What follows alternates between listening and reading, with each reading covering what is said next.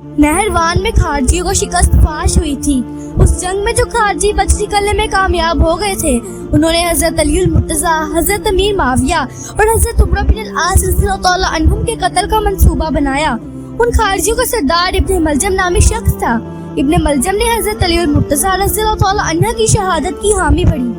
उमर बिन बकर तमीमी ने हजरत उमर बिन अल-आस रज़ियल्लाहु अन्हु की शहादत की हामी भरी, जबकि बट बिन अब्दुल्ला तमीमी ने हजरत अमीर माविया रज़ियल्लाहु अन्हु को शहीद करने की हामी भरी।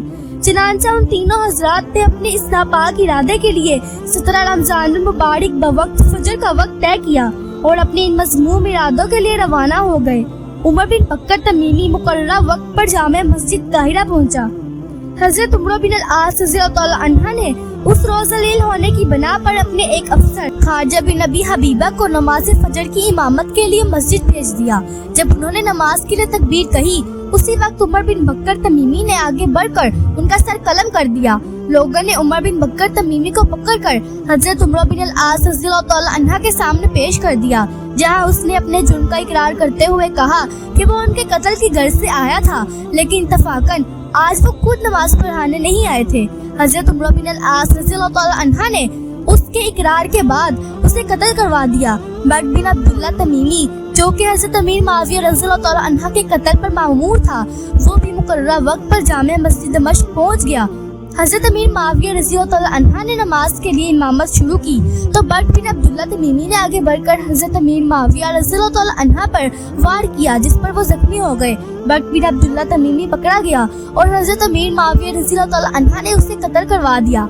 हजरत अमीर माविया रज़ियल्लाहु अन्हु को जो जख्म आए वो ज्यादा गहरे ना थे। तबीब ने कहा उन जख्मों को दागना पड़ेगा। हजरत अमीर माविया रज़ियल्लाहु अन्हु ने इनकार कर दिया, जिसके जवाब में तबीब ने कहा कि फिर दूसरे तरीका इलाज में आप रज़ियल्लाहु अन्हु के तवालिद व तनासिर खत्म हो जाएंगे। हजरत अमीर माविया रज़ियल्लाहु अन्हु ने कहा मुझे इसकी परवाह नहीं, क्योंकि अल्लाह ने मुझे यजीद व अब्दुल्ला दे रखे हैं। हजरत अली मुर्तजा रज़ियल्लाहु अन्हु पर कातिलाना हमले के लिए इब्ने मलजम कूफा पहुंचा। इब्ने मलजम मिस्र का रहने वाला था। उसने कूफा जाकर अपने हामियों को इकट्ठा करना शुरू किया जो नहरवान में बच गए थे। उस दौरान उसने अपना राज किसी से बयान न किया। एक दिन उसकी मुलाकात शबीब बिन शजरा से हुई, जो उसे अपने काम का आदमी लगा। इब्ने मलजम ने जब उसे अपने मंसूबे से आगाह किया तो उसने इब्ने मलजम का बुरा भला कहना शुरू कर दिया, लेकिन इब्ने मलजम ने उसे लालच देकर अपने साथ शामिल कर लिया। उस दौरान इब्ने मलजम की नजर मुन्ना तमीम की एक हसीन दोशीज़ा पर पड़ी और वो उसे देखता ही उस पर मर मिटा। उस हसीना ने इब्ने मलजम को पहचान लिया और उसको अपने पास बुलाया। इब्ने मलजम जब उसके पास गया तो उसने उस शर्त पर इब्ने मलजम से निकाह की हामी भरी कि वो उसे 3000 दिरहम, एक गुलाम, एक लोंडी और हजरत अली मुर्तजा रज़ियल्लाहु अन्हु का कटा हुआ सर महर में दे तो वो उससे निकाह कर लेगी। इब्ने मलजम ने कहा कि उसे आखिरी शर्त मंजूर है, बाकी की शराइत वो पूरी करने पर कादिर नहीं। बनो तमीम की उस दोशीज़ा ने हामी भर ली। इब्ने मलजम ने उस दोशीज़ा से कहा वो उसे अपने कबीले का कोई काबिल एतमाद आदमी दे ताकि वो अपने उस मंसूबे को पाया तकमील तक पहुंचा सके। उस दोशीज़ा ने बरदान नामी एक शख्स को इब्ने मलजम के साथ कर दिया। 17 रमजान मुबारक बरोज़े जुम्मा नमाज फजर के वक्त इब्ने मलजम अपने दोनों साथियों शबीब और बरदान के हमरा जामे मस्जिद कूफा पहुंचा और ये तीनों मस्जिद के एक कोने में छुप गए। जिस वक्त हजरत अली मुर्तजा रज़ियल्लाहु अन्हु नमाज फजर के लिए तशरीफ लाए, उस वक्त शबीब ने आगे बढ़कर आप रज़ियल्लाहु अन्हु पर पहला वार किया। शबीब के वार के बाद इब्ने मलजम आगे बढ़ा और उसने आप रज़ियल्लाहु अन्हु पर दूसरा वार किया। बरदान ने ये देखा तो भाग खड़ा हुआ। शबीब भी वार करने के बाद भाग निकला, जबकि इब्ने मलजम पकड़ा गया। बरदान ने जब उसका जिक्र अपने दोस्तों से किया तो उन्होंने उसे कत्ल कर दिया। हजरत अली मुर्तजा रज़ियल्लाहु अन्हु ने जख्मी हालत में अपने भांजे हजरत उम्मे हानी रज़ियल्लाहु अन्हा के बेटे हजरत जोधा रज़ियल्लाहु अन्हा को नमाज पढ़ाने का हुक्म दिया। उस दौरान सूरज तुलू हो चुका था।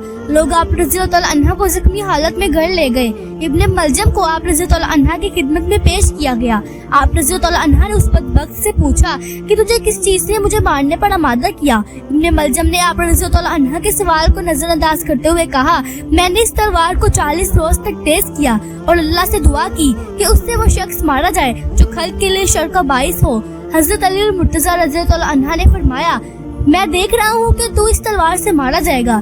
پھر حضرت علی المرتضیٰ رضی اللہ عنہ نے حاضرین محفل بالخصوص اپنے فرزند حضرت سیدنا امام حسن رضی اللہ عنہ کو مخاطب کرتے ہوئے فرمایا اگر میں جانبی نہ ہو سکا تو تم اسے قصاص کے طور پر اسی تلوار کے ایک ہی وار سے قتل کر ڈالنا۔ روایات میں آتا ہے حضرت علی المرتضیٰ رضی اللہ عنہ نے 17 رمضان مبارک کو خواب میں حضور نبی کریم صلی اللہ علیہ وسلم کو دیکھا۔ آپ رضی اللہ عنہ نے اپنا یہ خواب اپنے فرزند حضرت امام حسن رضی اللہ عنہ سے بیان کیا اور فرمایا میں نے حضور کریم صلی اللہ علیہ وسلم سے اس بات کا شکوہ کیا کہ آپ صلی اللہ علیہ وسلم کی امت نے میرے ساتھ نہایت برا سلوک روا رکھا اور مجھے ناحق ستایا۔